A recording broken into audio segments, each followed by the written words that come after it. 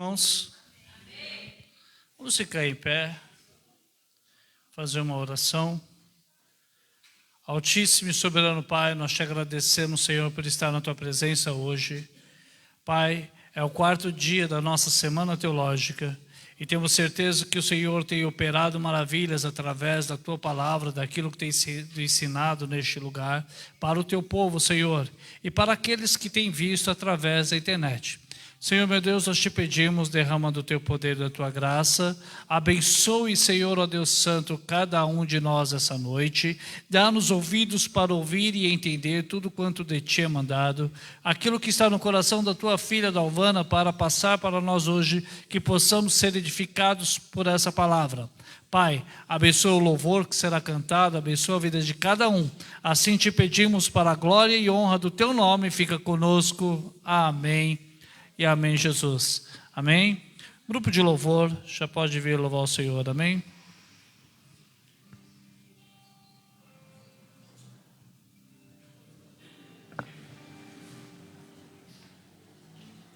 Som.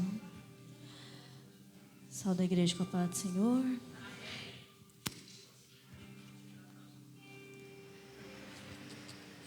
Som 2.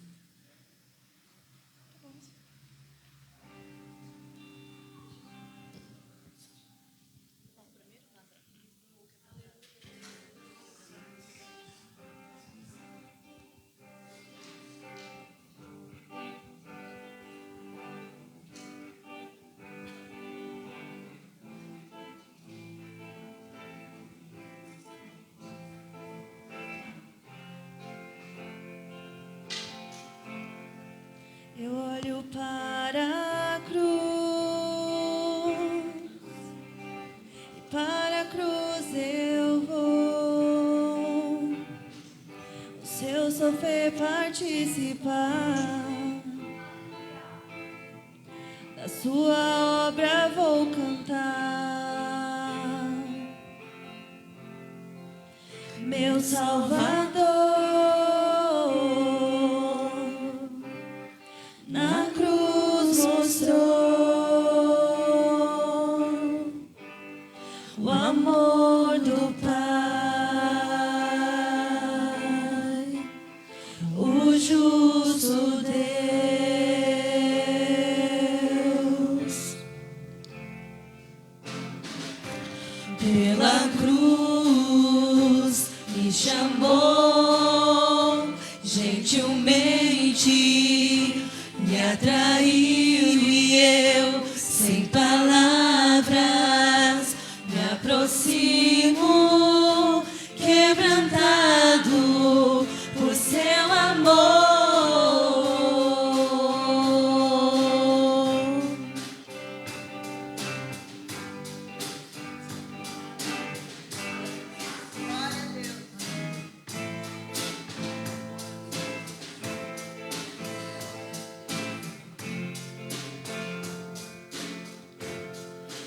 Merecida vida,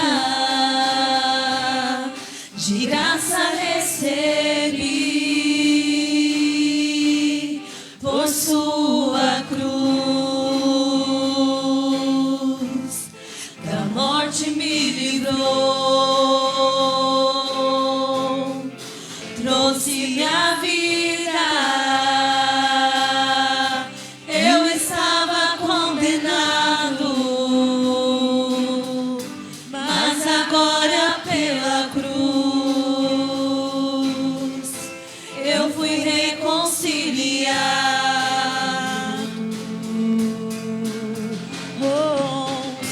Pela cruz me chamou gentilmente, me atraiu e eu, sem palavras, me aproximo, quebrantado por seu amor. Pela cruz me chamou gentilmente, me atraiu e eu, sem palavras, me aproximo, quebrantado por seu amor.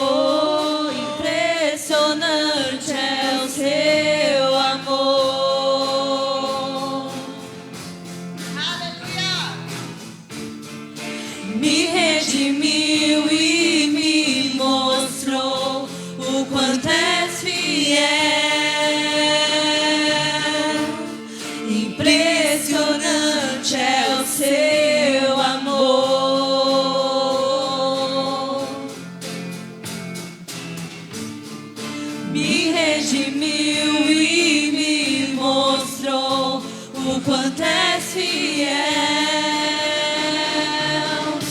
Pela cruz me chamou, gentilmente me atraiu e eu, sem palavras, me aproximo, quebrantado por seu amor.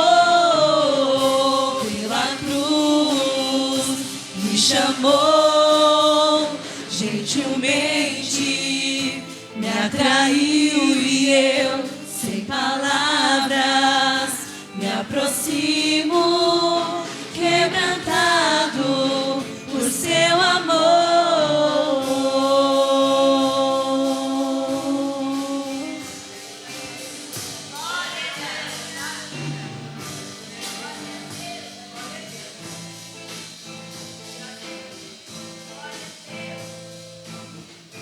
Quebrantado por seu amor.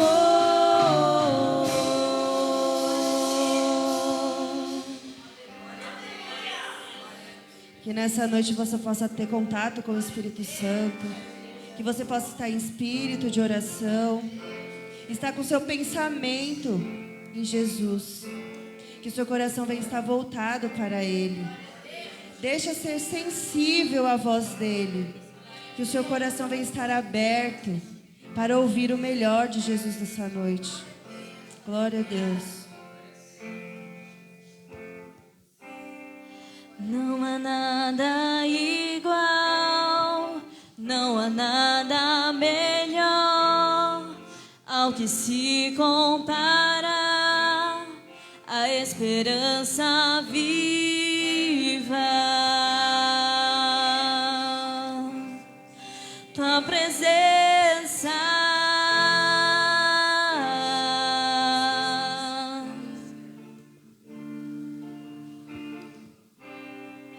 eu provei e vi o mais doce amor que liberta o meu ser e a vergonha desfaz.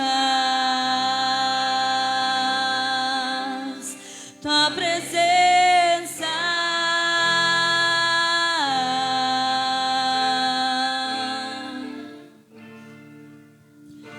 Santo Espírito, és bem-vindo aqui. Vem inundar, encher esse lugar. É o desejo do meu coração sermos inundados por tua glória.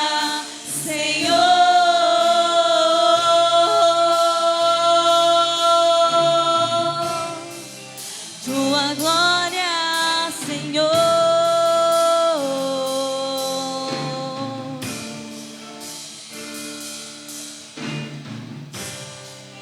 Não há nada igual, não há nada melhor ao que se compara a esperança viva.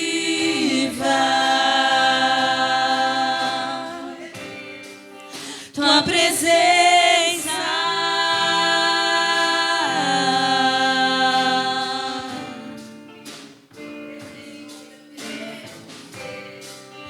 eu provei e vi o mais doce amor que liberta o meu ser e a vergonha desfaz.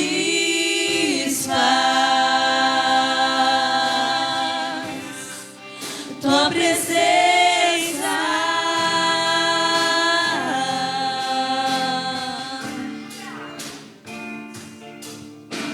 Santo Espírito, és bem-vindo aqui. Vem inundar, encher esse lugar.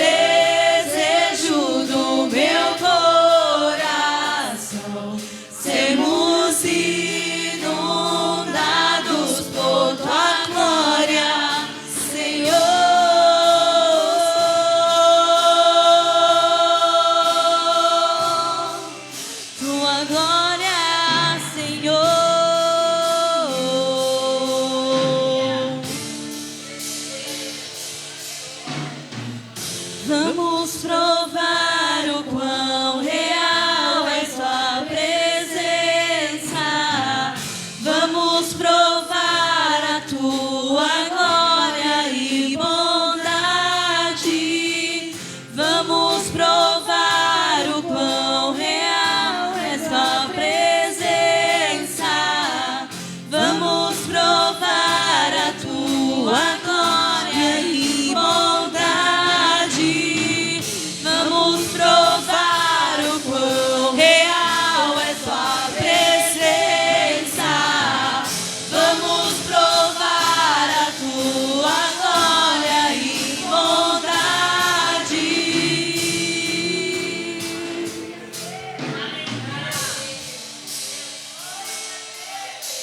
Santo Espírito, és bem-vindo aqui. Vem inundar, encher esse lugar. É o desejo do meu coração. Sermos inundados por tua glória, Senhor. Santo Espírito, és bem-vindo aqui. Vem inundar, encher esse lugar. É o desejo do meu coração. Sermos inundados por tua glória, Senhor.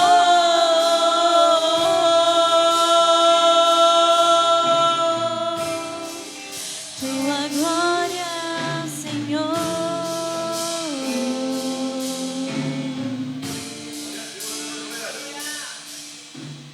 Santo Espírito, és bem-vindo aqui. Vem inundar, encher esse lugar. É o desejo do meu coração. Sermos inundados por tua glória, Senhor.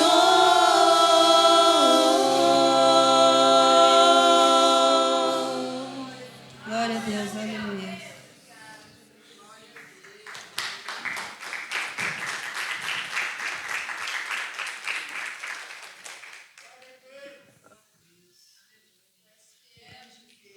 Faz favor para mim, me dá essa Bíblia. Obrigado.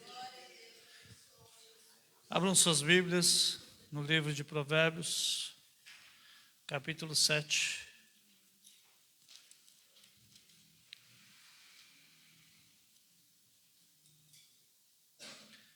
Aleluia, Jesus.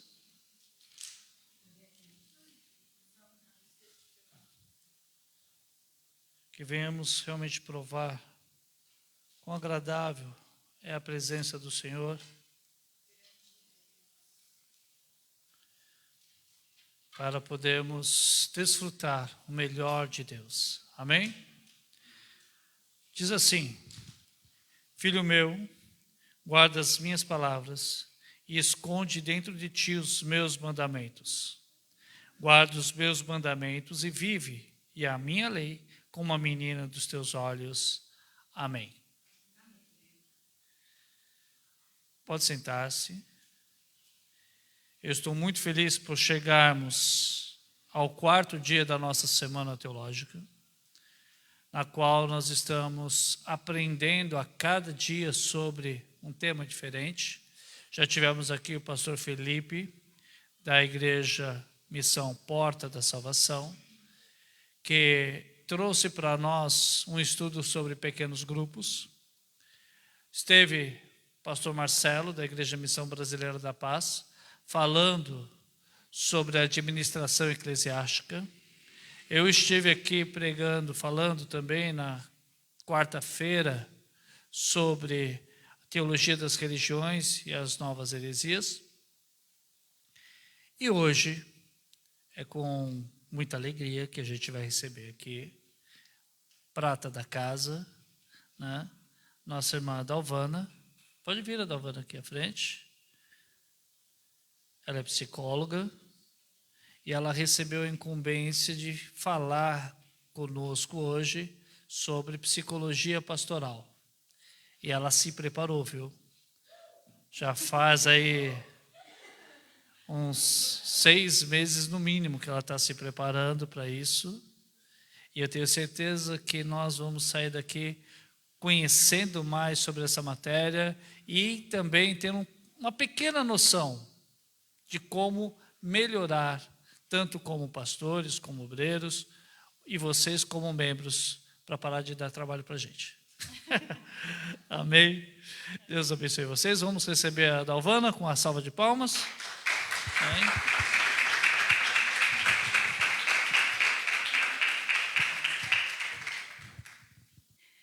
Amém. Graças a Deus. Louvo a Deus por poder estar aqui para, de alguma forma, contribuir aqui para, eu não digo aprendizado de vocês, mas o nosso, né? Porque eu acredito que não só lendo um pouco sobre, como, né, aqui junto com vocês, eu também irei aprender um pouco, né, de como devemos agir, como devemos trabalhar uns com os outros, porque somos pessoas e pessoas são difíceis e complexas. E para isso a gente precisa ter um pouco de noção de como lidar uns com os outros. E principalmente aos nossos líderes, né, que têm uma responsabilidade muito grande de conduzir o povo de Deus, né, é importante que eles saibam como lidar com o povo de Deus. Mas, acima de tudo, ele precisa organizar a si, a conhecer a si, para que, resolvido em si mesmo, ele consiga ajudar aqueles que recorrerem por ajuda. Amém? E eu louvo a Deus por estar aqui contribuindo um pouco, né, com a minha profissão e que juntos possamos ser revestidos da presença do Senhor e que possamos crescer juntos, ajudando uns aos outros. Porque às vezes a gente acha que a responsabilidade é só do pastor. Mas o Senhor nos concedeu a graça de acolhermos uns aos outros. E às vezes não é só na questão de, nossa, mas eu não sou psicólogo para saber, eu não sou pastor, não estudei tanto para saber. Mas o fato de você ir lá e acolher um irmão que precisa, que está passando por uma dificuldade, isso com certeza vai fazer diferença para ele. Mas a questão é, você precisa ser acolhedor e não julgador. Porque se você for para julgar, você pode tornar a situação muito mais complexa e complicada para essa pessoa. E o nosso intuito não é afastar as pessoas de Deus, é pelo contrário, é aproximar elas de Deus. E a gente precisa ser sábio naquilo que a gente vai falar quando alguém recorre a gente com um problema. Amém? Eu não estou enxergando nada, então eu vou apelar para cá. Então, né, uma pequena introdução só para a gente poder entender um pouco sobre a questão, né, da psicologia pastoral. Então, tratar de psicologia na igreja ainda é um tabu. Quem nunca ouviu? Ah, meu psicólogo é Jesus. Eu não preciso procurar um psicólogo. Eu não preciso procurar um psiquiatra. Psiquiatra é para quem é louco. Eu converso com Deus e está tudo resolvido. Só que a gente precisa entender que tem coisas que vai além só do nosso espiritual. Eu costumo dizer que se Deus deixou e capacitou muitas pessoas e em muitas áreas, é porque podemos recorrer a elas. Podemos recorrer aos nossos pastores, à oração, à fé em Deus? Sim. Nós cremos de que Deus pode todas as coisas. Mas o Senhor também pode operar através da medicina, da psicologia, da fisioterapia, de um monte de outras profissões. A gente não pode ser negligente a isso. Assim como temos a questão espiritual, também temos a questão física, A gente não procura um médico? A gente não procura um oftalmo? Um cardiologista? Um dermatologista? Entre outras especialidades? Por que não um psicólogo? Por que não um psiquiatra? Se a gente precisa. Só que para a gente buscar essa ajuda, a gente precisa reconhecer isso, que precisamos de ajuda. Ninguém vai chegar no pastor Maurício, na pastora Margarete, ou qualquer outro pastor que seja da sua liderança, e pedir ajuda se ele não reconhecer que precisa. E quando essa pessoa busca ajuda, é porque ela precisa de socorro, ela quer mudar, ela reconhece que tem algo de errado, que não está legal, e ela quer ajuda para poder melhorar. E aí a gente recorre a quem pode nos ajudar. Tá? Então, tem um tabu ainda muito grande. Só que a psicologia está aqui para poder colaborar. Como que o pastor, né, a nossa liderança, vai nos auxiliar se ele não conhecer um pouco de como que funciona o nosso emocional? Como que ele vai entender uma mulher que está né, a gente aprende que quando a gente vai atender, a gente precisa levar em consideração a fase de vida que aquela pessoa se encontra, porque ela vai influenciar. Então, se o pastor, por exemplo, ele não sabe como que funciona e como que é, por exemplo, a fase da menopausa, como que ele vai tratar com essa pessoa? Ele vai levar em consideração só um aspecto que ele conhece e vai desconsiderar o outro. Só que tudo está interligado com essa pessoa. Então, eu preciso aprender a conhecer aquilo que compõe uma pessoa para mim poder ajudá-la. Então, a psicologia não se fundamenta em princípios religiosos, nem cristãos ou espíritas. Os princípios da psicologia são fundamentais para a compreensão do comportamento humano. Tá? Então, ela é uma ciência que estuda o comportamento humano. Então, ela está para trabalhar o comportamento humano. Então, ela veio para agregar. A psicologia pastoral é para agregar. Não é, tá? Mais na frente a gente vai ver a diferença entre, né, um aconselhamento pastoral e uma psicoterapia. Não dá para mim poder incluir isso, até porque o nosso código de ética proíbe, né, que há uma certa influência em questão da religião, né, da questão de sexualidade, de política, entre outras coisas. Porque isso é particular de cada um. Então, não podemos trazer isso e incluir isso na nossa profissão. É antiético. A gente acaba podendo conduzir. Porque estamos lá como referência de influência. Então, estamos lá para trabalhar aquela pessoa que nos procurou por ajuda. Então, se somos influências, podemos influenciar essa pessoa. Seja em questão religiosa, seja na questão de sexualidade, de política ou qualquer outra coisa. Então, não nos cabe. Então, é diferente. Ela veio para agregar e não é a mesma coisa. Tá? Então, cabe ao cristão fazer uma leitura das teorias psicológicas, comparando com os ensinamentos bíblicos. Né? Então, né, ali no livro, no texto que eu estava estudando, que eu estava lendo, vai trazer ali um reforço de quê? De que se você é cristão, de procurar um psicólogo cristão. Porque tem muitos profissionais por aí que eles envolvem, né, objetos místicos. Cartas, leitura de tarô, de búzios e outras coisas. Mesmo sendo contra o nosso código de ética. Tirando que essa pessoa, né, por ter uma certa influência, digamos assim, que vai trabalhar com você, né, você pode ser conduzido ali, sem perceber, para algo que é contrário à nossa fé. Que é algo contrário daquilo que você acredita. Então, lá o autor do livro, ele vai trazer essa importância de quando você for procurar, não é que você não deva. Mas olhe direitinho.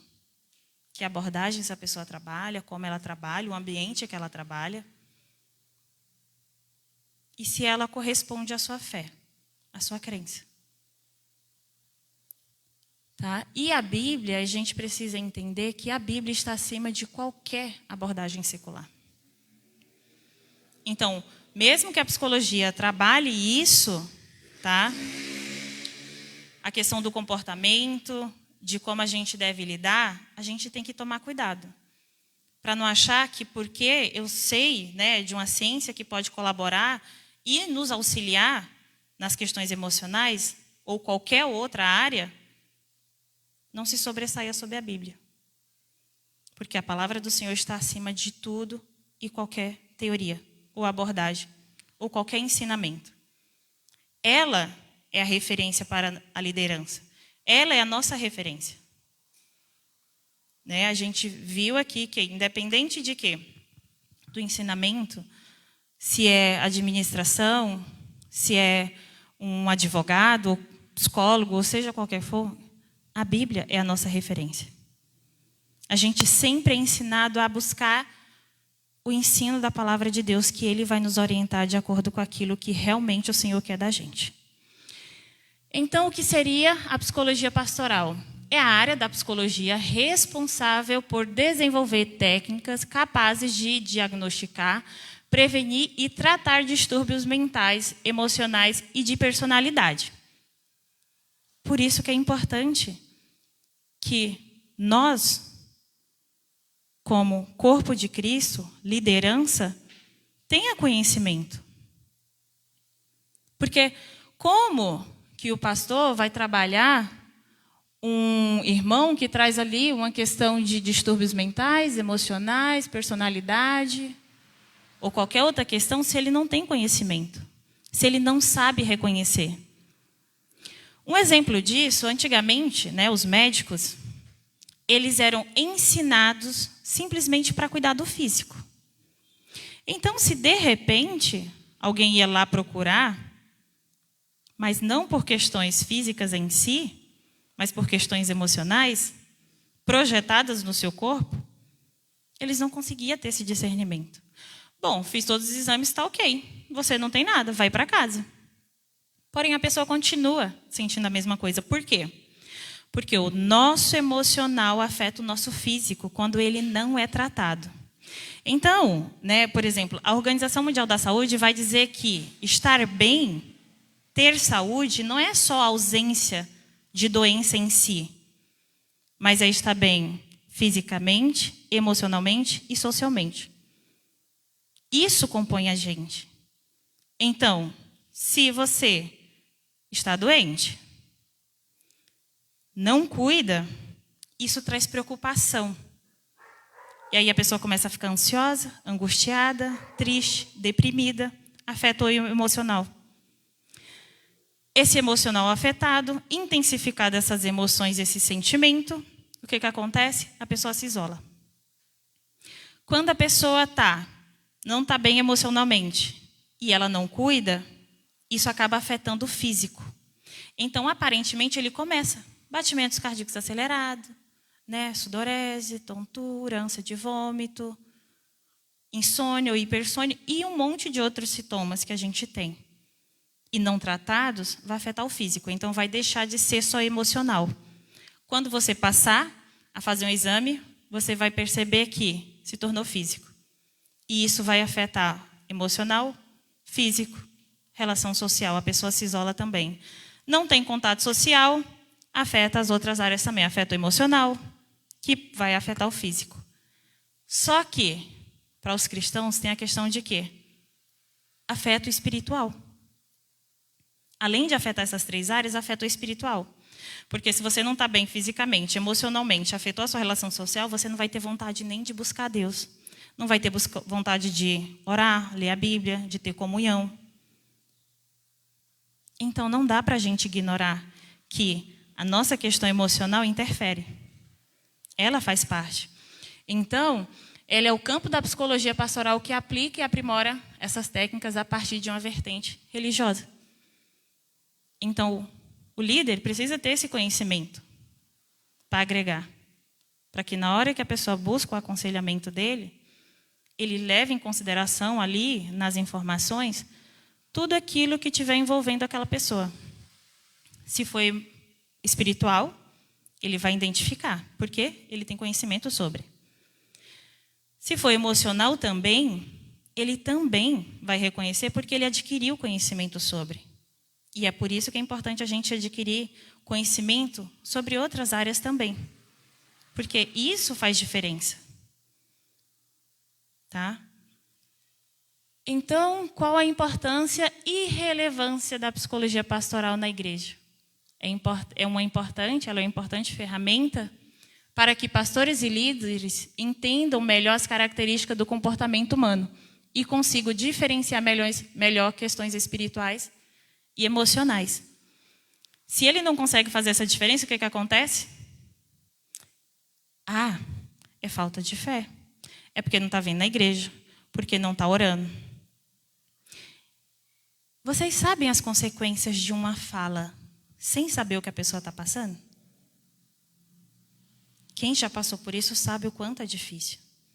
Chega um momento que, se eu chego aqui para o pastor Maurício e digo, pastor, eu não estou conseguindo ler a Bíblia, eu não estou conseguindo orar, eu estou ansiosa, eu estou angustiada, não consigo fazer as minhas coisas em casa. E se ele simplesmente disser, acho que é porque você não está lendo o suficiente a Bíblia. Você não está orando o suficiente, você não está se entregando a Deus o suficiente. Eu posso até entender a parte dele, mas isso vai me trazer uma tristeza muito grande, porque está aí uma coisa que eu não quero ouvir no momento. Porque quando eu compartilho algo que eu estou vivendo com alguém, eu quero ser acolhida. Quantas vezes eu não já disse isso para o meu marido? E às vezes a gente não entende, a gente ignora porque a gente não entende. Hoje, de tanto falar, convivência, falando sobre psicologia, ele tem uma compreensão melhor. Os meus familiares, que antes não tinham compreensão, que achavam, não, mas isso é falta de Deus, eles têm uma compreensão melhor sobre isso. Eles estão mais abertos sobre isso porque eles permitiram entender que uma coisa é o nosso espiritual, só que fora disso tem o nosso físico e emocional também, que vai interferindo. E como que a gente percebe isso? A gente vem na igreja e aí a gente volta para casa e percebe que tudo continua mesmo. Mas porque às vezes a gente não tem mais força suficiente. Aquilo que está me afetando emocionalmente já está afetando o meu espiritual, então eu não consigo. Eu venho, faço de corpo presente, mas eu volto da mesma forma porque eu não consigo mais, não tenho mais forças para buscar uma ligação com Deus, uma intimidade com Deus. O meu emocional está limitando ali aquilo que eu tinha antes. Ele está me deixando mais limitado. Então, não tenho mais vontade de sair. Tenho crises de choro. Tenho crises de ansiedade. Alguém aqui já teve crise de ansiedade? Então, quem teve sabe como que é. Uma vez, o meu marido disse que eu não posso comer frango porque ele disse que eu tenho sintomas de grávida. Uma vez, no domingo, a gente comprou frango. Eu estava com muita vontade de comer frango. E aí, eu comi. Poucos minutos depois, eu comecei a sentir uma ânsia, uma tontura, um desconforto. E aquela coisa, nossa, girava e girava e não saía. E aí, quando foi no outro dia seguinte, de novo. Aí teve uma vez que, na madrugada, a gente foi parar no Hospital Caixeirinha. Porque não passava. E aquilo era muito angustiante, aquilo era horrível. Porque se eu sentava, não passava. Se eu deitava, piorava. Se eu ficava em pé, piorava. Se eu sentava no chão, piorava. Então eu não conseguia. Se eu colocava para fora, não melhorava. E aí, meia-noite, eu mandei mensagem para a psicóloga. Eu disse assim, então, eu não estou muito bem. Eu estou sentindo isso e isso. Ela disse, é crise de ansiedade. Eu, o quê?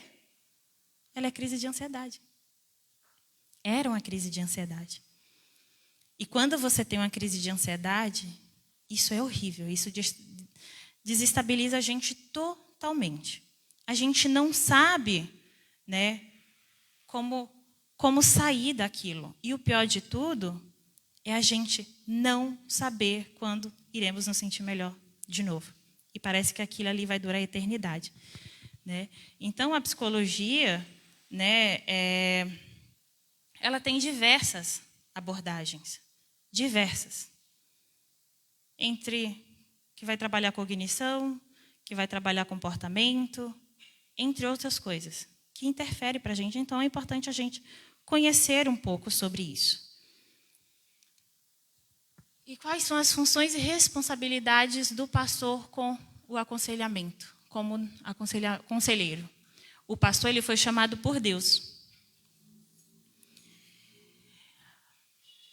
para ser um conselheiro, colocar-se ao lugar de outrem e ajudá-lo com seu conselho. Ele tem o compromisso de julgar e orientar, ou seja, oferecer soluções bíblicas para os problemas espirituais, bem como para as condutas pecaminosas que surgirem entre os membros, que de modo algum podem ficar sem solução. Então, essa é a responsabilidade do pastor. Só que aqui, quando fala sobre julgar, tá? A gente tem que ter cuidado para que a gente não se sobressaia o meu eu. E que a gente não use isso aqui que a gente sabe do outro, eu digo para mandar indireta. Quando você sabe algo de alguém e você usa o púlpito para trazer isso, é indireta. E às vezes a gente se engana dizendo que é Deus que está falando. O problema disso, sabe o que é? Que você envergonha a pessoa. Você constrange ela. E quais as chances desse irmão permanecer? Eu digo porque eu já vivi experiências como essa. De alguém ser constrangido porque cometeu um pecado.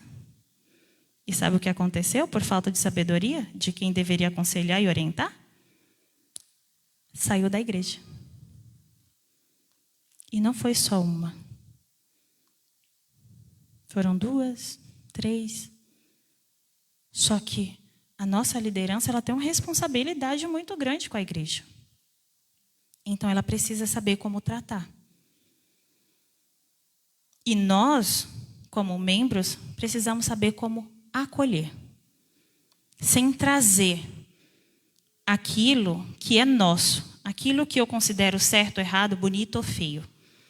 Então, eu preciso ter conhecimento o suficiente da palavra de Deus para que eu consiga orientar essa pessoa naquilo que Deus quer, para que essa pessoa seja edificada, para que ela seja fortalecida e que, independente do que aconteceu, ela consiga se manter na presença de Deus. Então, a gente deve ter cuidado com esse julgamento. Porque quando alguém busca, como eu falei, a gente busca ajuda, a gente não busca para ser... a gente não busca simplesmente para ser julgado. A gente busca acolhimento em primeiro lugar. Que alguém estenda a mão para que a gente saiba que temos com quem nos apoiar. Então, a gente precisa tomar cuidado com isso. Então, aqui no julgamento, o pastor deve ser legítimo, não precipitado. O julgamento deve ser feito com amor e a finalidade de provocar as mudanças necessárias para uma conduta correta. Tanto o benefício do aconselhado quanto para a igreja. Então, a gente tem que ter esse cuidado para que a gente consiga alcançar o objetivo que é ajudar essa pessoa nas mudanças, provocar mudanças e que ela consiga ajustar a sua conduta. Mas isso aqui só acontece quando o aconselhamento ele é feito da forma correta. Se você não faz da forma correta, isso vai trazer prejuízo. Então, aquilo que estava ruim, sabe aquela expressão de que não tem nada ruim que não possa piorar? É isso aqui. Então, a gente tem que tomar cuidado com isso. Então, estejamos certos de que o Espírito Santo é quem promove as mudanças necessárias para vivermos corretamente conforme a palavra de Deus. Às vezes, a gente quer convencer esse outro. A gente quer convencer esse outro de que ele deve se consertar. Mas não somos nós. Então, quando o pastor está aqui pregando, que ele lança, né, ali a semente e que ele faz o convite, não é ele que vai convencer essa pessoa de que ela precisa de Jesus, de que ela precisa se arrepender, é o Espírito Santo. Então, se a gente vai muito na ideia, poxa, mas Senhor, eu estou me esforçando, tanto que eu falo, e essa pessoa não muda, porque não somos nós que mudamos ninguém. Eu falo muito disso com os meus pacientes, de que ninguém muda ninguém. Mudamos quando reconhecemos que precisamos mudar algo. Então, aqui, É o Espírito Santo que nos convence. Então devemos orar, devemos ter sabedoria em orientar essa pessoa para que ela se corrija, para que ela consiga alcançar uma conduta correta diante de Deus. O aconselhamento, né, pastoral versus a terapia clínica. Então, aqui, como eu falei, o aconselhamento pastoral, ele vai buscar promover um diálogo entre o conselheiro e a pessoa aconselhada, com o objetivo de ajudá-la a lidar com suas questões pessoais e encontrar soluções para seus problemas. De acordo com o psicólogo, né, o Albert, esse aí nome aí que eu não sei pronunciar, né, o aconselhamento é um relacionamento interpessoal, na qual o conselheiro ajuda o indivíduo a se ajustar consigo mesmo e com o meio em que vive, auxiliando-o a resolver seus conflitos. Ou seja, ele é um apoio. Só que não é o conselheiro que vai ajustar para a pessoa. Não é o psicólogo que vai ajustar para essa pessoa. A gente auxilia ela com orientações, no caso do psicólogo com técnicas e conhecimentos lá, para que essa pessoa comece a trabalhar nele essa mudança. Já a psicoterapia é um processo colaborativo entre o profissional e o paciente, envolvendo escuta, diálogo e a aplicação de técnicas. O objetivo do tratamento é aliviar o sofrimento, controlando ou eliminando os sintomas para restaurar a qualidade de vida do paciente. Viu como é diferente? Então, aconselhamento pastoral não é psicoterapia. E a gente precisa tomar cuidado com isso. Mas é só o pastor que deve ser, de acordo com o que eu li? Não. Um diácono, um obreiro, alguém que tenha orientação, que tenha conhecimento, né, da palavra de Deus, ele deve ser preparado. Não é só porque assim, mas eu sou pastor, mas eu sou diácono, mas eu sou bispo, mas eu sou pastora ou qualquer outra liderança que você exerça, que eu posso ir lá. Não vá despreparado, porque você vai lidar com uma série de questões.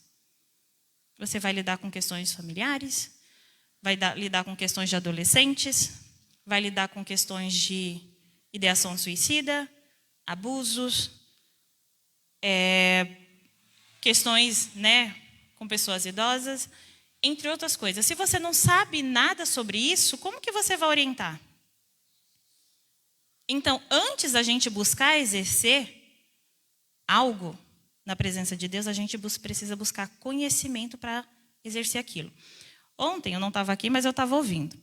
O pastor falou sobre aquela coisa de que às vezes tem gente que se emotiva ali por questões próprias para fazer uma coisa e depois desmotiva. Por quê? Porque foi uma ideia ali, pessoal dela, que ela achou que seria boa, quis aplicar na igreja, mas aí não se preparou para poder dar continuidade. Não adianta eu ter uma boa ideia, se eu não tenho como alimentar ela para que ela continue. É fácil a gente ter uma boa ideia. Eu já pensei, e se eu ficasse observando, digamos assim, o comportamento e ações dos irmãos, para ver se eu posso contribuir de alguma forma? Tá, mas e daí? Eu faço o quê? A ideia foi essa, mas depois não surgiu o restante. Tá? E uma planta que não tem raiz, ela morre. Ela não permanece. Então, se a gente for buscar algo para implantar na igreja, por exemplo, o pastor Felipe estava falando sobre a questão dos pequenos grupos. A pastora Margarete, o pastor Maurício, entre os outros pastores, decidiram, vamos implantar os pequenos grupos na igreja. Tá, vamos. Mas sabe como? Pensou em todo o trabalho que vai ser envolvido, como vai ser desenvolvido isso? Se a ideia é boa, mas não tem um fundamento, não tem ali um contexto completo, ela não vai durar. ela não dura. Então, quando a gente for ter uma boa ideia para implantar algo, a gente deve ter a ideia completa, para que você plante a semente, que ela cresça e ela dê frutos. Então, aconselhamento pastoral não é psicoterapia. E aí, esse líder, esse conselheiro aqui, ele precisa ter sabedoria o suficiente para quando ele for reconhecer que é algo além do que o espiritual, do que ele pode ajudar, para que ele possa direcionar as pessoas. Se é um médico, se é um cardiologista, se é um dermatologista, se é um fono, qualquer outra especialidade. Ele deve ter sabedoria para conseguir fazer esse direcionamento também, para que essa pessoa tenha um acompanhamento não só espiritual, mas nas outras demandas que ela apresentar que ele não consiga ajudar. E aí, no aconselhamento pastoral, aqui, a gente vai ver o que deve e o que não deve. O que é e o que não é aconselhamento. Então, o aconselhamento cristão significa algo mais do que dar conselhos, algo mais do que encorajar, algo mais do que fortalecer respostas prontas. Tá? Então, aconselhar é infundir esperança no aconselhando, levando-o a encontrar as respostas de Deus para seus problemas. Só que, o que acontece quando a gente leva uma resposta pronta para a criança? Ela aprende? Ela não aprende, porque foi dada pronta. Se a minha mãe sempre dá comida pronta para mim, eu vou saber cozinhar? Não. Então ela precisa me ensinar. Então a gente ensina para que essa pessoa consiga, encontrar as respostas de Deus para os problemas delas. O aconselhamento é mais do que um encorajamento. Não adianta eu ir lá encorajar. Isso é fácil, qualquer um pode fazer. É injetar esperança, é proporcionar acesso às respostas de Deus para os problemas da vida. Então não adianta só ir lá e encorajar, vai lá. Não, Vana, você consegue, vai lá, vai ser fácil, você já fez isso. Mas se não tem um fundamento, fica só nisso, tá? Do que vai me adiantar? É que nem você vai lá, se você jogar um pouco de álcool no chão, colocar fogo, ele vai durar por um tempo, depois se apaga. Só isso. Então não adianta só você encorajar, só colocar o álcool lá, colocar fogo e pronto, e achar que vai permanecer. Não. Você precisa trocar esse álcool no chão ou numa superfície na qual não vai durar e trocar por madeira, que vai permanecer. E ir aquecendo. Então, é sobretudo a implementação de um padrão de mudança de vida. E faltou alguma coisa aqui, que não apareceu. Não é isso. Calma aí, deixa eu buscar aqui. De vida dos aconselhados. Tá? Então, é sobretudo a implementação de um padrão de mudança de vida dos aconselhados. Então, o objetivo é esse, que esse aconselhado, ele consiga uma mudança e ela mude de vida. E o que a gente não deve, o que não é aconselhamento? Aconselhamento não é dar conselhos. Qualquer um pode fazer. Aconselhamento não é só encorajamento. Isso também qualquer um pode fazer. Então, a gente tem que ter um fundamento para isso. Porque se eu venho para cá, só para quê? A pessoa me aconselha e me encoraja, tá, e o que é que eu faço com o problema que eu tenho, o problema que eu trouxe? Então, aconselhamento cristão também não é psicoterapia, embora muitos conselheiros cristãos exerçam atividades nas áreas de psiquiatria, psicologia ou outras profissões de ajuda. O conselheiro cristão não faz. Então, essas áreas aqui, mesmo que o conselheiro ele tenha, ele não vai trazer isso.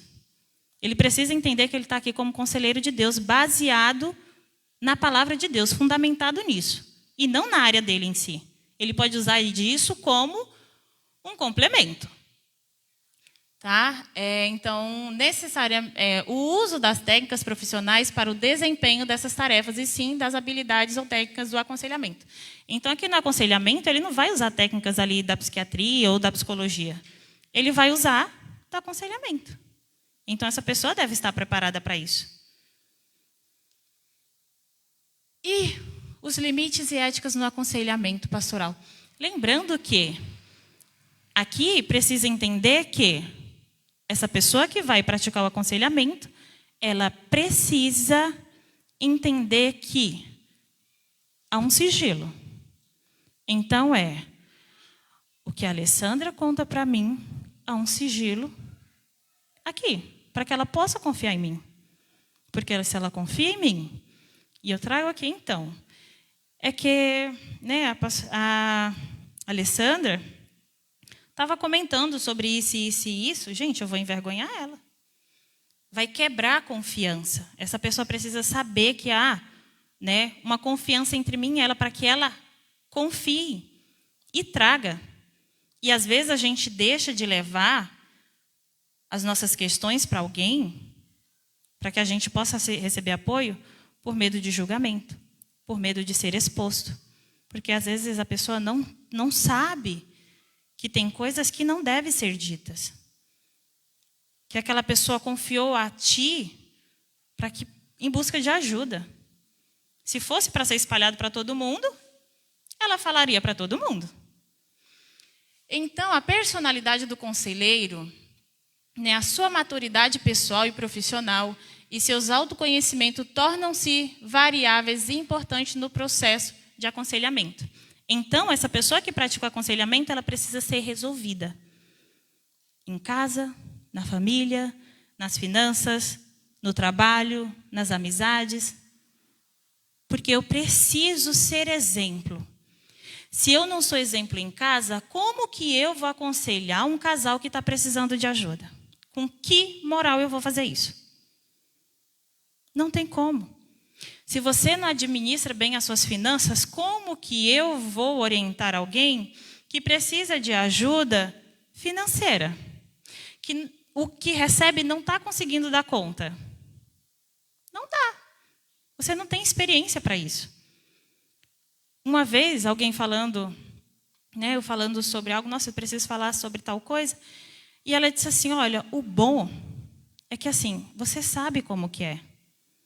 Então, se alguém chega para mim e diz que eu tive uma crise de ansiedade, eu vou saber. E eu não vou saber só porque eu sou psicóloga. Eu vou saber porque eu já passei por uma crise de ansiedade. Eu sei o que é ter uma crise de ansiedade. Eu sei o que é ter o seu próprio corpo tentando te destruir. Eu sei o que é isso. E quem já passou por isso vai saber o quanto é difícil. Então, além de orientar ele baseado naquilo que eu sei, que eu aprendi, eu vou saber porque eu sei. Eu já passei. Então, eu preciso ser bem resolvida para que eu possa entender melhor aquele outro. Então, a ética refere-se, portanto, à maneira de vida ou conduta do indivíduo. Ela busca justificar e fundamentar a moral, estabelecer regras importantes para uma conduta impecável em todos os contextos mundiais. Então, essa pessoa, como eu falei, ela precisa ser bem resolvida em todas as áreas da vida dela.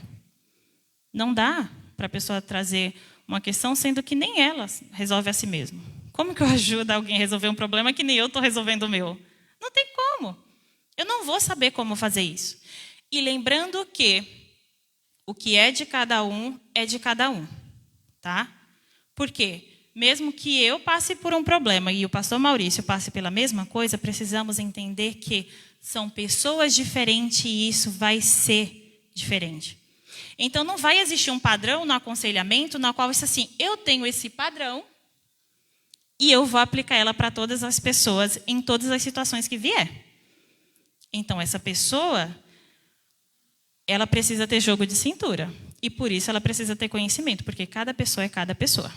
Então, não vai servir para todo mundo. Mas é o mesmo problema. Sim, são pessoas diferentes. Encara diferente, resolve diferente. Então, você vai precisar ter jogo de cintura. E quanto aos que exercem atividades eclesiásticas, existe um código de ética? E aí? Existe um código de ética para quem exerce? Deve existir. A Bíblia é a regra básica de vida e conduta dos cristãos. E aí, essa pessoa deve vir baseada aqui, ó, nesse código. A Bíblia. Ela é o código. Ela vai direcionar, vai instruir a pessoa de como ela deve lidar com o problema daquela pessoa que buscou ajuda. E principais teorias psicológicas aplicáveis ao contexto pastoral. Então, a psicologia ela é composta por diversas abordagens, como eu já falei, e vertentes. Uma abordagem teórica concentra-se no estudo e comportamento. Outra no estudo da mente, outra no estudo do inconsciente e assim por diante. Né? Aí a gente vai ter a psicanálise, a gente vai ter a teoria de Jung, a gente vai ter a análise do comportamento, que vai trabalhar essas questões, entre outras áreas que também vai abordar esses quesitos. Então, a psicologia ela não se fundamenta em princípios religiosos, nem cristãos, nem espíritas. Precisamos separar a teoria psicológica de práticas esotéricas e adivinhatórias, que foi aquela questão que eu falei sobre o cuidado que o cristão deve ter ao procurar um psicólogo. Não é que não deva, mas pesquise antes com quem você vai passar. Percebeu situações como essas? Você pode ser direcionado para questões erradas, longe da sua fé. E no campo das práticas terapêuticas, há correntes místicas que podem colocar em questão a fé cristã. Portanto, torna-se perigoso e desaconselhável para o crente procurar um psicólogo que não seja cristão. Eu já atendi muitos cristãos. E aí, a questão é essa, assim, olha, eu direcionei fulano para você porque ele queria um psicólogo cristão. Então, a gente tem muitos cristãos que buscam terapia, porque às vezes não conseguem lidar. E não é por questões de espiritual, são questões físicas, emocionais, né, de trabalho e relações que está afetando. Que ela não está conseguindo lidar. Que o orar, né, o vir na igreja, ler a Bíblia, para ela não está sendo suficiente. Porque ela entende que vai além disso. Ela acredita que Deus pode todas as coisas. Eu acho que aqui todos nós acreditamos nisso. Acreditamos que Deus pode curar sem precisar ir no psicólogo, sem precisar ir no médico, sem tomar um remédio. Acreditamos nisso.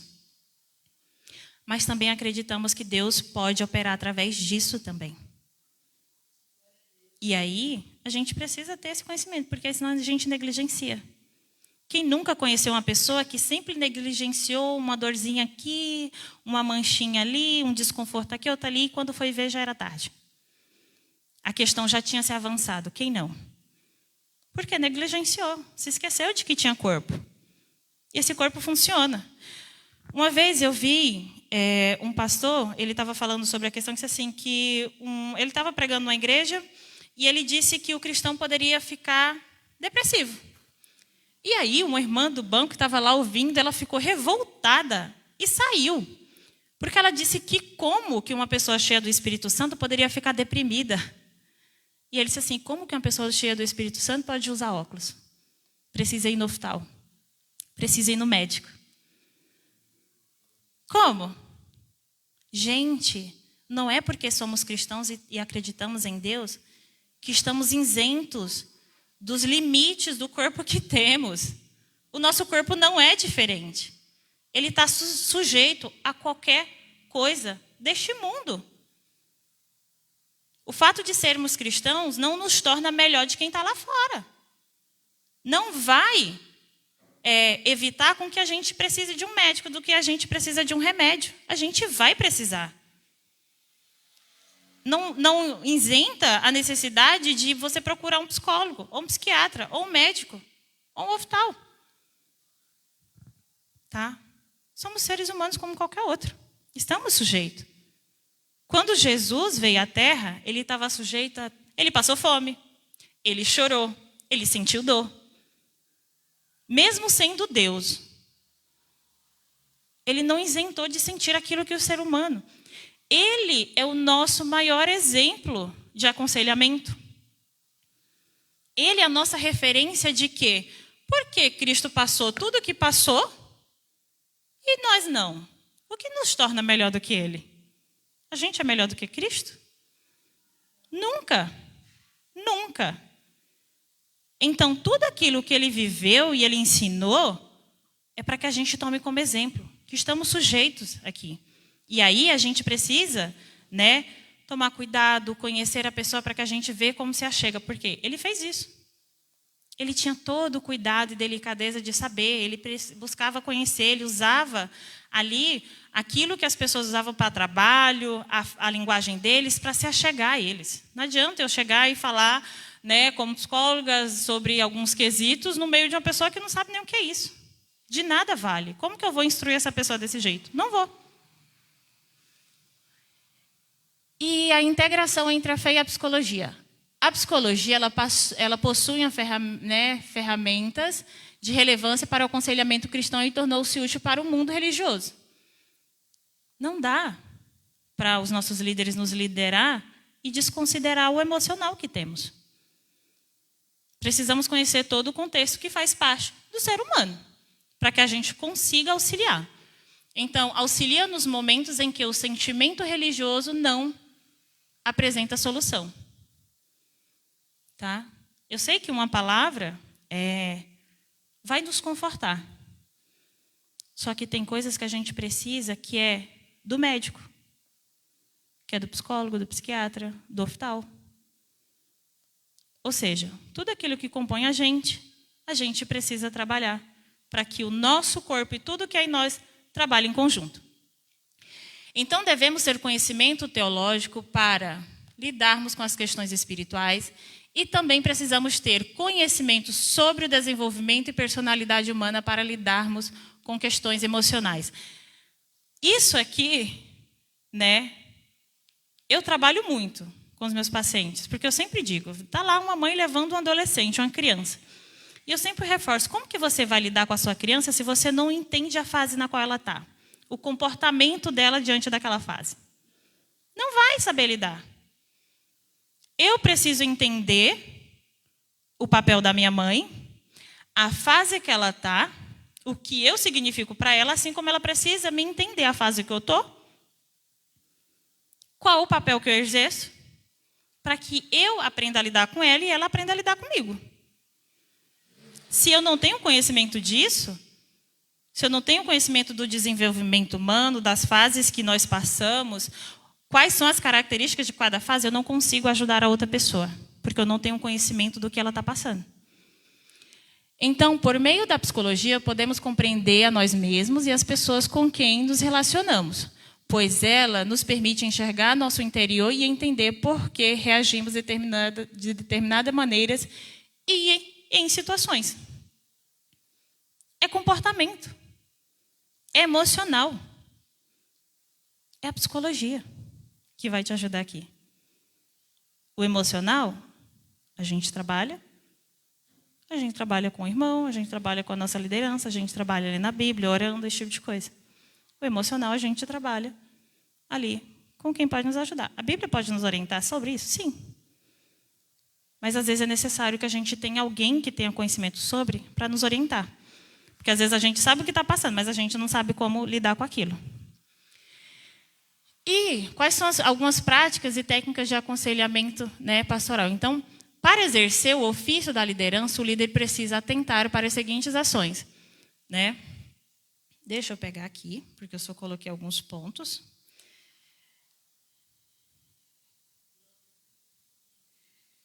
Aqui.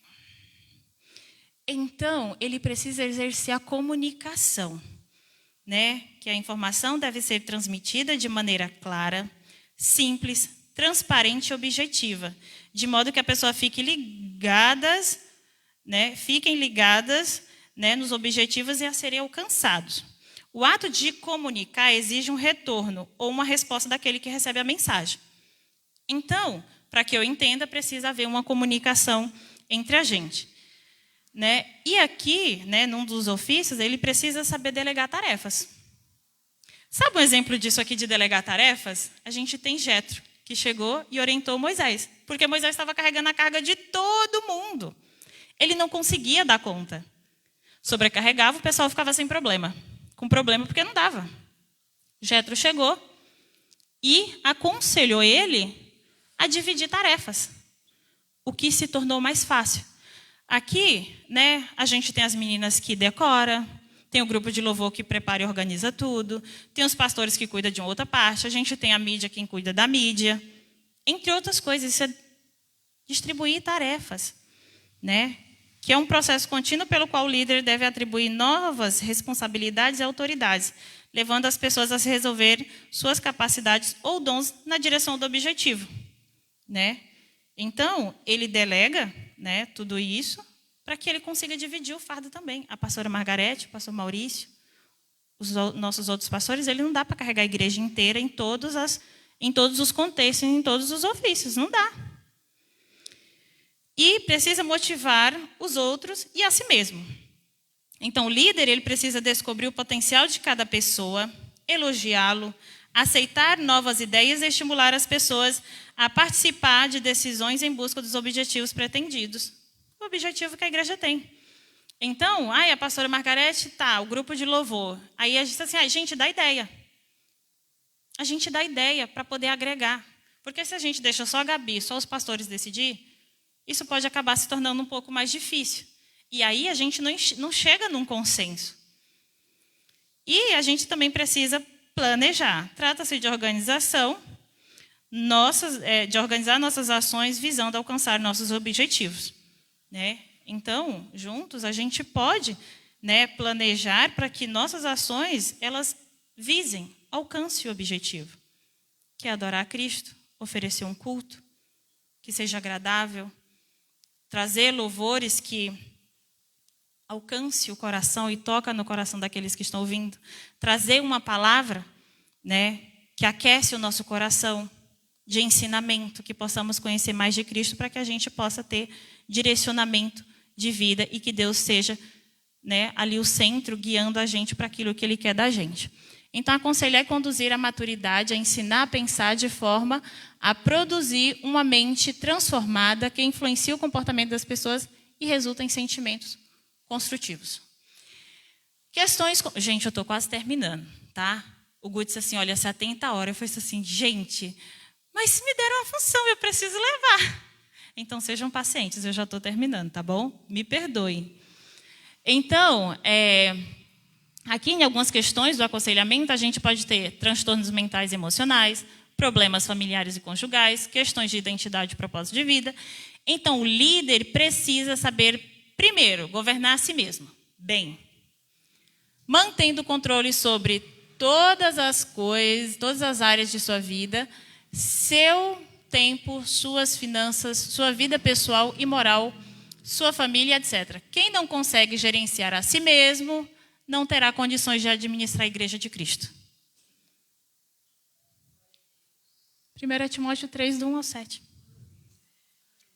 Não tem como eu, não tendo conhecimento de nada, ir lá e cuidar do meu paciente. Não tem estrutura nenhuma ir lá cuidar do meu paciente. Não tem como o líder não saber governar a si mesmo e mantendo o controle sobre as áreas da sua vida e conseguir administrar. É meio controverso. Ele vem aqui, diz para você fazer uma coisa, sendo que lá ele não faz isso, porque ele não consegue administrar isso. Então, primeiro, eu sempre falo, primeiro a gente cuida daquilo que é nosso. A gente trabalha aquilo que é nosso, para depois a gente conseguir oferecer uma ajuda eficaz para quem precisa. E os aconselhamentos, aconselhamento pastoral em diferentes contextos. Então, essa koinonia, gente, é a primeira vez que eu ouvi esse nome. Ela é a questão, né, da comunhão, né, a prática da verdade, da verdadeira comunidade, a comunhão, abre um campo para o engajamento, para a exortação e para o esclarecimento de vidas vazias, sem propósitos verdadeiros e sujeitos a grandes números de desordens psicológicas. De acordo com esse Crabb aqui, acho que é isso que se pronuncia, não sei, né? Então, a gente precisa da comunhão para que a gente aprenda, né, a lidar com, né, com as questões quando a gente não tem propósito verdadeiro de vida, porque a gente fica sujeito, aqui ó, grande número de desordem psicológica. E o aconselhamento de jovens, né, são alguns pontos também que o conselheiro ali, ele vai trabalhar no aconselhamento de jovens, apoio a casais e famílias, né, atendimento a idosos e enfermos, saúde emocional e saúde física, entre outras questões. Então, precisa ter conhecimento para falar e trabalhar isso com as pessoas. Se não tiver, não consigo ajudar. E alguns desafios e limitações da psicologia pastoral, né? Vem aí o reconhecimento das limitações do pastor como conselheiro. Então, ele deve ter conhecimentos razoáveis da Bíblia, conhecer necessidades básicas, deve ser empático. Eu só consigo ajudar e entender aquilo que o outro está pensando quando? Que é empatia. A empatia nada mais é do que você aprender a se colocar no lugar do outro, para que você consiga entender melhor o que aquela pessoa está passando. E a importância do encaminhamento para profissionais de saúde, como eu falei, né? Reconhecer que as coisas podem fugir do controle ou do nosso alcance. Negligenciar as necessidades específicas pode gerar prejuízos ainda maiores. Então, se você reconhece como líder, reconhece uma necessidade, você deve encaminhar, porque fugiu do seu controle e do seu alcance. E alguns manejos de situações de risco, né? Essas questões aqui de suicídio, abuso, a gente não deve ignorar falas e ameaças, porque às vezes a gente diz assim, não é nada não, você não é capaz disso. Gente, você não sabe o que aquela pessoa está passando. Então, se alguém chega para você com tais questões delicadas, acolha, porque você não sabe.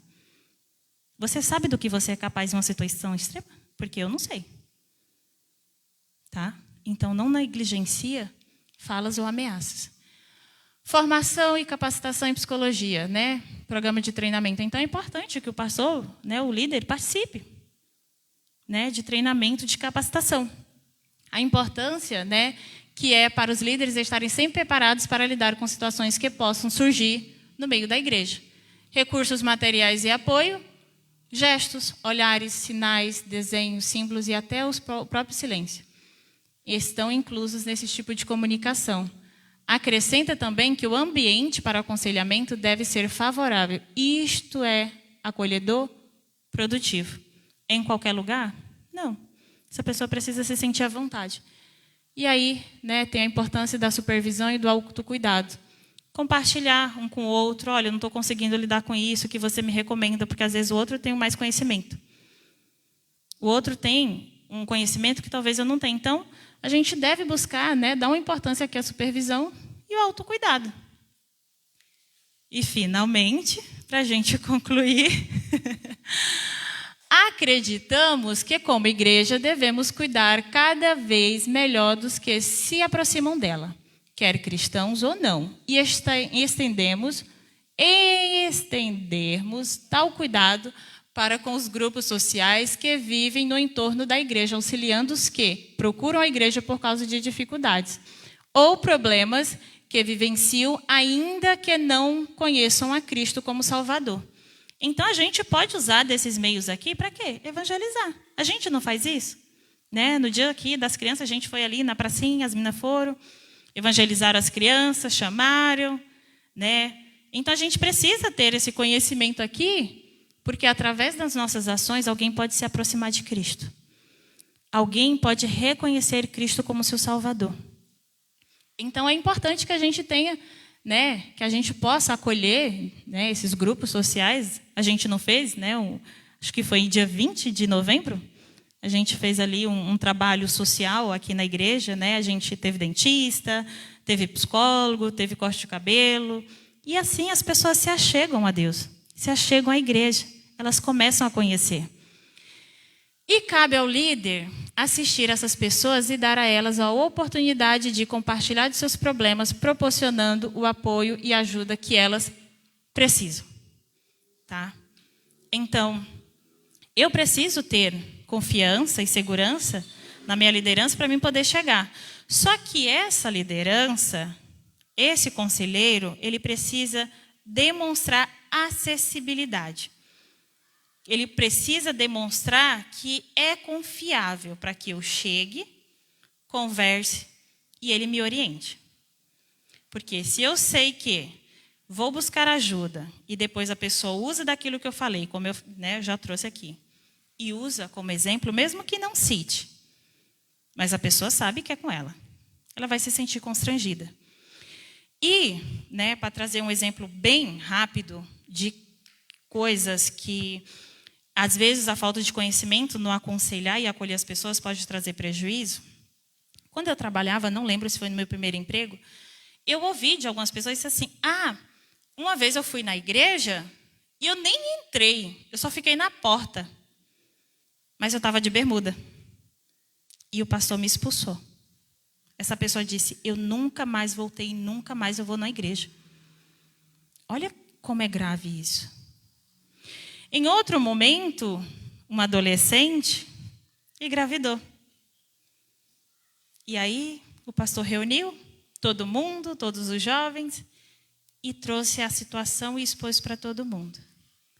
Só que essa pessoa não acolheu. Ela acusou, ela apontou o dedo, e até disse, se eu fosse você, não deixava que a sua filha andasse com ela, porque ela pode fazer a mesma coisa. Sabe o que aconteceu? A pessoa saiu da igreja. Mas pela misericórdia de Deus, o Senhor alcançou ela novamente, ela retornou. Mas olha quanto é grave quando a gente não tem sabedoria para aconselhar e acolher a pessoa. Com outra, a mesma coisa. O problema é que ela está afastada até hoje. E isso é responsabilidade de quem está liderando o povo de Deus. Então eu preciso ter esse conhecimento. Não sei como lidar com isso. Eu busco a ajuda de quem sabe, de um irmão da igreja, de um membro da igreja que está mais preparado para lidar com isso. Porque se eu ajo de forma precipitada, eu vou trazer prejuízo sobre essa vida. E aquilo que eu deveria acolher e ajudar, eu afasto. Eu trago consequências ainda maiores. Tá? Então, era isso que eu queria trazer. E eu espero que isso seja muito útil para que a gente possa ajudar uns aos outros. Que a gente possa ajudar a quem se achegue a nós para pedir ajuda. Que a nossa liderança esteja pronta para acolher, para aconselhar e para orientar. De forma sábia e usando a Bíblia como base. E não o seu próprio eu. Aquilo que eu julgo certo, errado, bonito ou feio. Porque o que é bonito para mim pode não ser para vocês. O que eu posso concordar, vocês podem não. E isso faz diferença. Então, que possamos ter nessa sabedoria de discernimento, buscar discernimento ao Senhor, buscar orientação na palavra de Deus para que a gente consiga ajudar uns aos outros e que juntos possamos crescer e fortalecer na presença do Senhor. Amém? Eu agradeço a oportunidade. Desculpem pela demora, mas eu precisava concluir. Porque eu disse, Senhor, que não seja eu, mas que seja o Senhor. Então, se o Senhor me permitiu vir até aqui, gente, a culpa não é minha. O Senhor queria que eu trouxesse isso. Então, eu trouxe. Tá? Eu agradeço a oportunidade, louvo a Deus por a vida de cada um de vocês que estão aqui e daqueles que estão nos assistindo. E que possamos crescer juntos na presença de Deus e auxiliar uns aos outros para que possamos permanecer em pé e firmes na presença de Deus. Obrigada.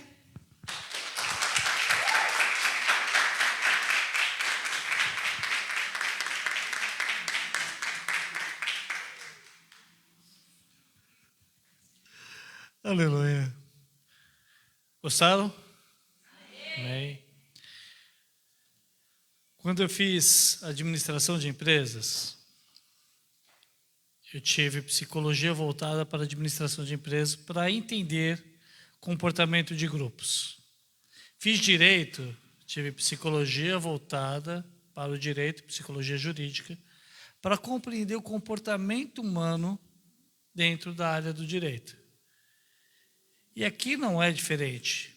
Nós estamos trazendo, nesta semana, nós trouxemos várias áreas do conhecimento, pastores formados, pastores que se dedicaram para trazer para a igreja e para quem assistiu pela internet um conhecimento daquilo que é necessário para crescer como povo de Deus e para crescer na vida profissional. Porque o que você ouviu aqui, utilize na sua vida profissional. A questão da organização, a questão de tomar cuidados com palavras e ensinamentos estranhos, a questão de você saber lidar com pessoas, inclusive na hora de aconselhar. Muito obrigado, Dalvana, pelo seu trabalho. Amém. Nós estamos muito felizes pela realização desse trabalho, não só da Dalvana hoje, como da semana inteira, pela participação do grupo de louvor, que mesmo não podendo estar todos os dias, pelo menos os membros estiveram aqui representando, cantando, tocando. Foi bênção. Muito obrigado, que Deus abençoe todos vocês. Amém. Deus abençoe a cada um de vocês que participou ativamente, que vieram todos os dias, de você que assistiu pela internet, que Deus te abençoe. E tudo que nós fazemos e que estamos fazendo na Igreja Bethesda é para que a glória de Deus seja exaltada sempre. Amém? Agradeço ao pastor Felipe, lá da Igreja Missão Porta da Salvação. O endereço da igreja dele, eu já falei algumas vezes, né? Fica aqui na rua Doutor Paulo Furtado. O número eu acho que é 140 alguma coisa, mas tem uma placa grande lá, é fácil localizar. Culto 9 horas da manhã, nos domingos. A igreja, agradeço ao pastor Eduardo, na pessoa do pastor Marcelo, que esteve aqui também ministrando sobre administração eclesiástica ontem, foi bênção. E o culto lá na Missão Brasileira da Paz é de sexta-feira às 20 horas e domingo às 18 horas, fica lá na Vila Rica, na rua Puxinanã, número 7. É um nome estranho, difícil, né? É mais fácil lembrar, Avenida Massal Watanabe, número 525, tá? Que é onde fica a nossa igreja aqui, a Bethesda, que abriu portas para que você venha, né, e louve o Senhor conosco, aprenda conosco, venha conhecer aqui gente bonita, gente alegre, né? Temos aqui um acolhimento abençoado da parte de Deus para a sua vida. E a nossa igreja Bethesda, que fica em São Mateus, na rua Taubaté, número 7 ou 9? 9, número 9, tá? O culto lá é de domingo à tarde, à noite, às 18 horas. Apareça lá também que você vai ser abençoado. Pastora Aciane, presbítero Kaique, estão lá prontos para receber você. Amém? Que Deus abençoe a todos. Grupo de louvor enviando louvor para a honra e glória do Senhor, enquanto recolhemos dízimos e ofertas para a casa do nosso Deus.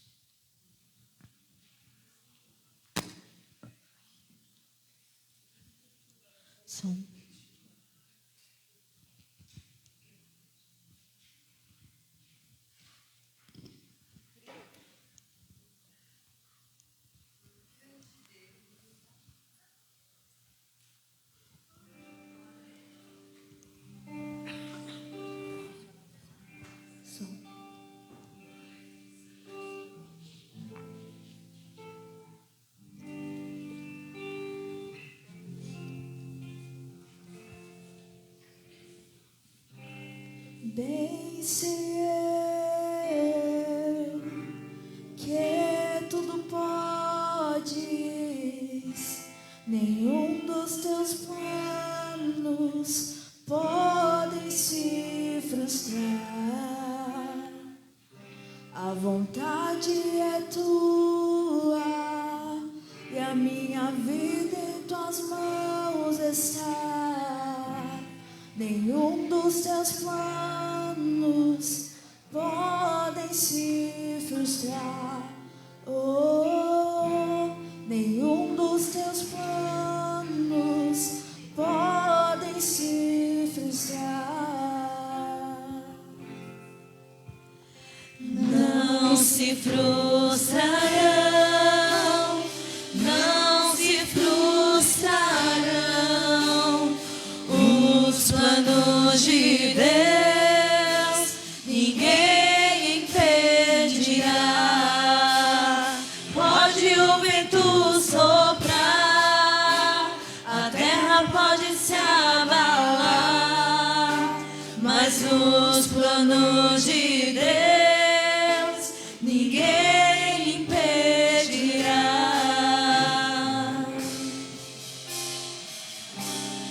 Bem sei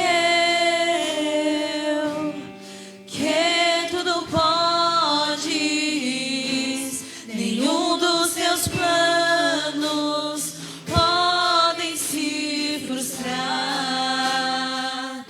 A vontade é tua e a minha vida em tuas mãos está. Nenhum dos teus planos podem se frustrar. Nenhum dos seus planos podem se frustrar. Não se frustrarão, não se frustrarão. Os planos de Deus, ninguém impedirá. Pode o vento soprar, a terra pode se abalar, mas os planos de Deus, ninguém impedirá. Ninguém pode te ajudar, ninguém pode te levantar, mas se Deus tem um plano contigo, ninguém impedirá.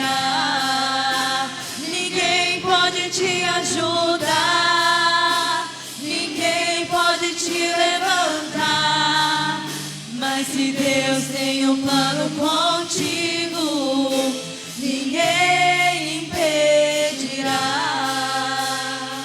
Quando passares pelas águas, eu estarei contigo, filho. Quando passares pelo fogo, ele não te queimará, pois eu estou contigo, filho.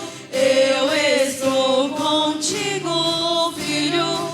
Eu estou contigo, filho. Eu estou contigo, filho. E se teu barco parecer que vai naufragar, está balançando pra lá e pra cá, está causando medo em teu coração, está causando dúvidas, cadê Jesus? Mas olha só quem vem aí, andando sobre as águas, parece que é Jesus andando sobre as águas, está dando uma ordem para o vento. Sou eu dono do tempo, sou eu dono daqui, sou eu dono do mar, sou eu, sou eu, sou eu, sou eu, sou eu, sou eu, sou eu.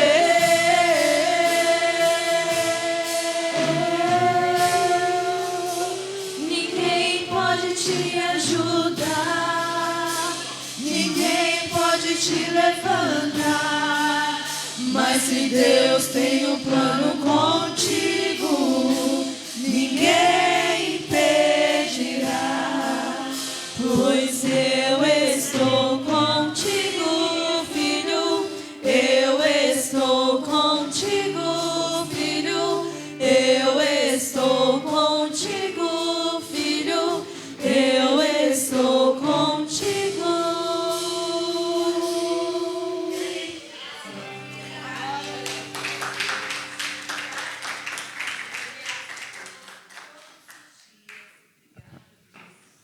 Aleluia. Vamos cair em pé, agradecer ao Senhor.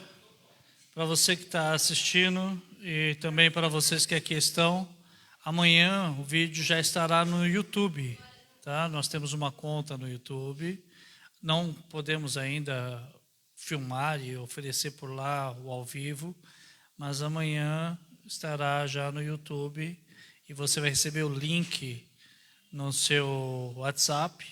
Compartilhe, indique para um amigo, valorize o trabalho que foi realizado na sua casa e abençoe uma vida, amém? E convide para estar aqui no domingo pela manhã. Amém? Que Deus abençoe a todos. Vamos agradecer. Então, Deus abençoe a pastora Margarete, né, que possibilitou fazermos esse trabalho. Abençoe o Marcelo aí que veio filmando. Agradecer a sopa, né? Que depois você que está em casa não veio, perdeu a sopa, perdeu. É verdade, é caldo. Não posso falar sopa, é caldo. Você perdeu o caldo, né? Quentinho, que está meio frio aqui em São Paulo. Então, olha que eu já estou mirando lugares longes, né? Então, Deus abençoe a pastora Margarete. Deus abençoe Elias. Pastor Elias, obrigado por ter vindo. Deus te abençoe. Participou conosco todos os dias. Deus abençoe também a sua vida. Amém? Volte sempre. Vamos agradecer ao Senhor. Altíssimo e soberano, nós te agradecemos, ó Pai amado, por esse culto. Agradecemos pela vida das pessoas, dos palestrantes, ó Pai amado, da tua igreja, daqueles que nos assistiram e irão assistir, ó Pai amado, pela internet. Senhor, nós queremos que todos sejam, ó Deus, alcançados pela tua misericórdia, pela tua graça e pelo conhecimento. Senhor, não desprezamos nenhuma área do conhecimento e nem desprezamos, Senhor, ó Pai amado, adquirir conhecimento. Mas estimulamos, Senhor, e falamos, olha, ouça a sabedoria, ouça o conhecimento, busque, porque de Ti, Senhor, é dado a nós gratuitamente. Pai, abra o entendimento do Teu povo, abra o entendimento daqueles que ouvirem aquilo que foi ensinado aqui, e que haja um despertamento, Pai amado, para que possamos nos aperfeiçoar e entregar para o teu povo e para ti um trabalho mais que excelente. Senhor, nós te agradecemos por tudo. Que haja, Senhor, crescimento nesta obra e crescimento na vida de cada pessoa, Senhor, hoje e sempre. Amém e amém. Que a graça de Deus Pai, as bênçãos de Deus Filho e a doce comunhão do Espírito Santo de Deus seja sobre a sua vida hoje e sempre. Povo de Deus, diga amém. Amém. Está encerrado. Vamos em paz em nome de Jesus e espere o seu caldinho.